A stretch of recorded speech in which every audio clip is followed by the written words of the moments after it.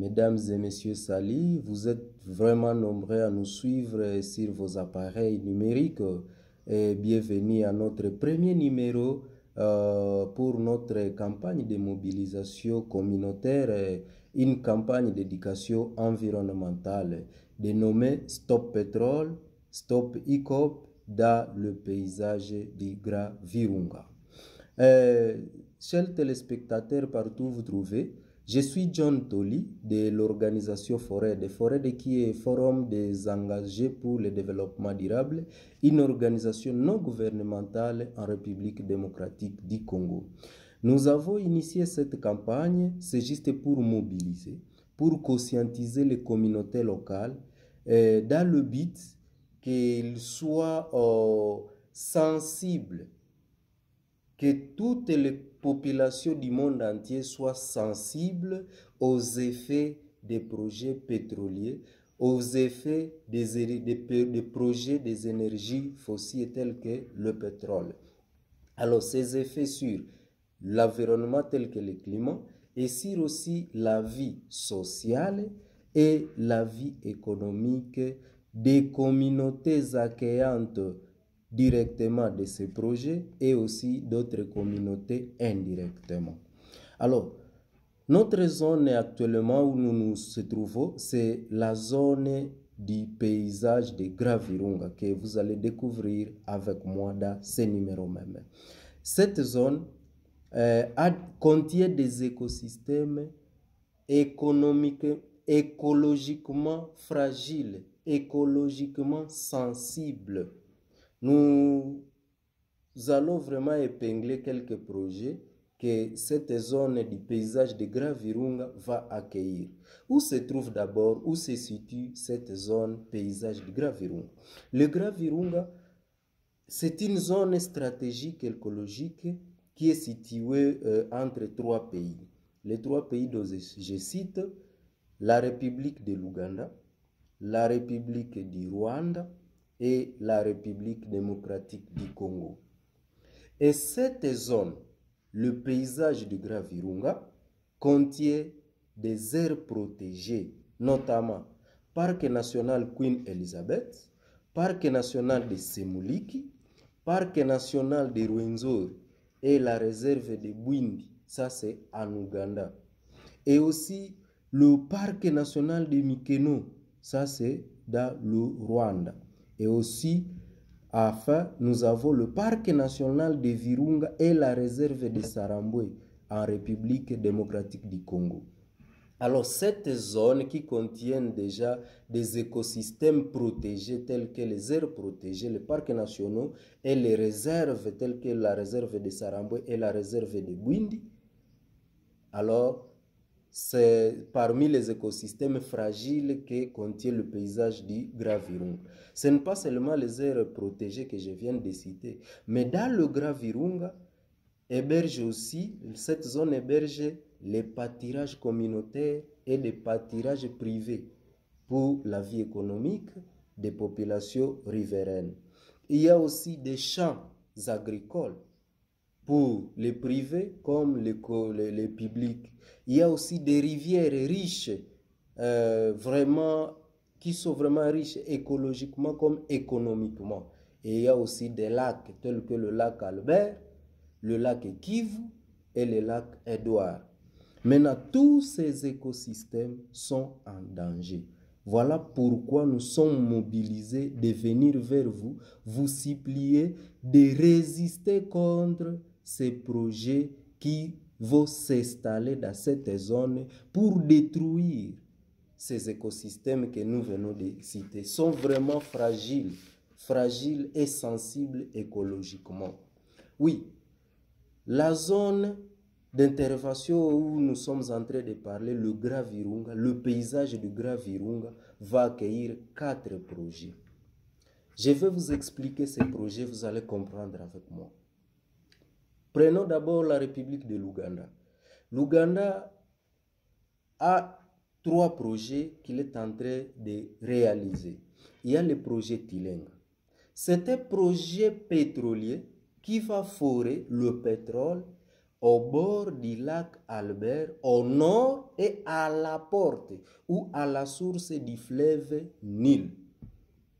Vous comprenez déjà les dangers? Attention, vous connaissez les conséquences de l'exploitation du pétrole. Il n'y a pas de risque zéro dans l'exploitation du pétrole. Maintenant, quand il n'y a pas de risque zéro, le Nil est en danger, le lac Albert est en danger. Et si le Nil est en danger, si le Nil est pollué, que deviendra l'Égypte sans le Nil? Point d'interrogation. Répondez. Je sais que vous me suivez bien. Alors, le projet Tilenga, même si va détruire l'écosystème, c'est en anglais Match Falls National Park, donc le parc national de Match Falls, c'est en Ouganda, ça ne leur dit rien. Mais est-ce qu'on a raisonné que si ça pollue le lac Albert, s'il y a des marées noires, il y a des déversements des hydrocarbures dans le lac Albert, où il faut installer au moins plus de 44 puits, ou 400 puits, je pense.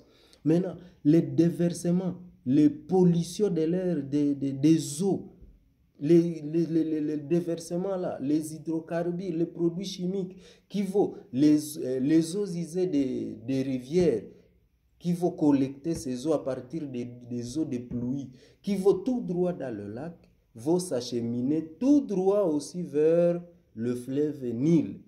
C'est à la source. Et cette pollution ne va pas seulement dire que, bon, nous nous limitons juste au lac Albert, nous n'allons pas avancer avec le fleuve Nil. Je doute fort. Alors, il y a le projet Tilenga qui est là, qui est déjà un danger pour les communautés riveraines. Pas dire ça, c'est directement. Indirectement, les pays qui vivent au bord du fleuve Nil sont aussi à danger de ces pollutions. Il y a aussi le projet Kingfish. Ça se situe à face de chez moi. Dans un village, on a installé une infrastructure qui va forer le pétrole. C'est dans le village de Bugoma, à la République de l'Ouganda, à face. C'est juste dans le lac Albert. Quand nous disons dans, c'est parce que c'est à 0 mètre du lac Albert. Et le pétrole qu'on va forer, ça sera en dessous du lac Albert. On doit forer dans le lac et il y a autant de puits là-bas dans la zone, dans le bassin du lac Albert. Ça, c'est le projet Kingfish. Et Kingfish est chapeauté par une entreprise chinoise. Vous allez plus dans des numéros qui vont suivre, vous allez plus comprendre. Maintenant, Kingfish va polluer. Il n'y a pas de risque zéro, va polluer les lacs. Plus de millions de personnes vivent en 100%, à 90%, à 80% à partir du lac Albert, que ce soit en Ouganda, que ce soit en République démocratique du Congo. C'est pourquoi nous avons peur. Nous demandons que vous vous initiez à nous à résister contre ces projets. Oui, il y a maintenant le projet ICOP, où nous disons Stop ICOP. Le projet ICOP, c'est quoi? Ah, c'est une infrastructure. C'est le pipeline le plus long du monde. Ça sera chauffé plus que tous les autres pipelines. Alors, ce pipeline, c'est le transport des produits pétroliers, du pétrole brut qui sera foré pour les deux projets que je viens de citer, le Tilenga et le Kingfish, vont forer. Maintenant, ce pétrole va être acheminé de l'Ouganda jusqu'à Tanzanie. Plus de 144 1400 et quelques kilomètres d'acheminement. Et ces 1440 quelques kilomètres, ce pipeline va être chauffé à une température haute. Et ça va libérer le CO2, gaz carbonique. C'est CO2 qui est à la base même des changements climatiques. Vous voyez?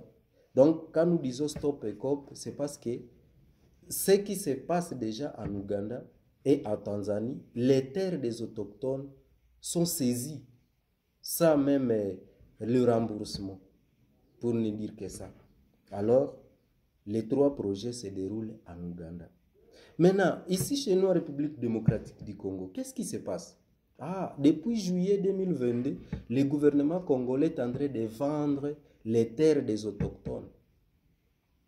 Ils ont embelli ça, dit vente à jachère des blocs pétroliers. Mais où se trouvent ces blocs pétroliers? Par exemple, ici chez moi à Nitour, au bord du lac Albert, dans les territoires de Mahagi, territoire de Ndjougou et le territoire d'Irum, ça constitue deux blocs, bloc 1 et bloc 2. Donc, le lac, si on doit forer le pétrole d'un bloc 1 et bloc 2, le lac Albert est à danger. On y va directement, bloc 4, bloc 5. C'est dans le parc national de Virunga, puisque bloc 4 touche directement le lac Édouard. Et le lac Édouard, c'est déjà le patrimoine mondial puisque de l'UNESCO. C'est géré par l'UNESCO parce que ça se trouve au milieu du parc national de Virunga. Des millions de personnes en dépendent pour vivre, pour étudier, pour.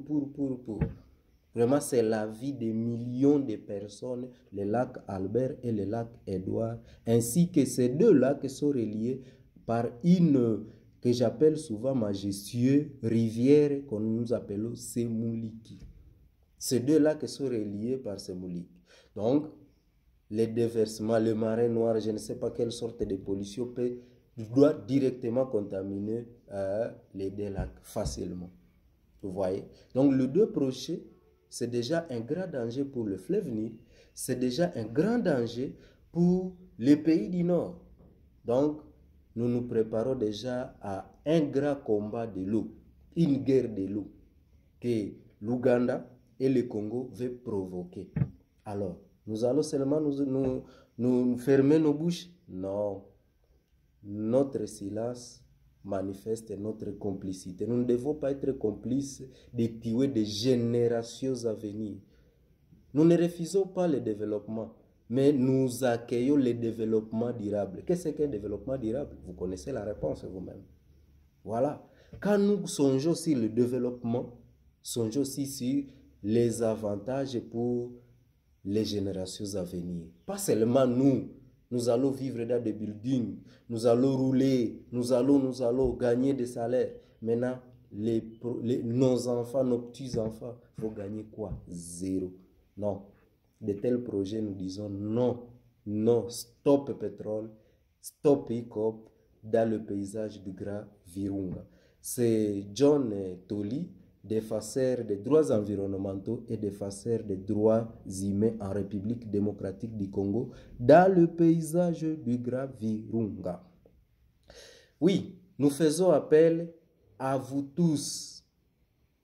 Nous savons que vous êtes capables.